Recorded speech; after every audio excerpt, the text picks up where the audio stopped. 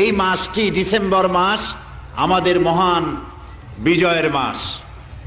শুরুতেই দোয়া করে নেই এই বাংলাদেশের স্বাধীনতার জন্যে 9 মাস যুদ্ধ করে যেসব বীর মুক্তিযোদ্ধা শাহাদাত বরণ করেছেন, আল্লাহ রাব্বুল আলামিন তাদেরকে সকলকে মাফ করে দিন। আমিন। আল্লাহ তাদেরকে জান্নাত নসিব করুন। আমিন। এবং যেসব মুক্তিযোদ্ধারা বেঁচে আছেন, আল্লাহ তাদেরকে ঈমান এবং সম্মানের সাথে দুনিয়ায় জীবন গুজরান করার তৌফিক দান করুন। আমিন।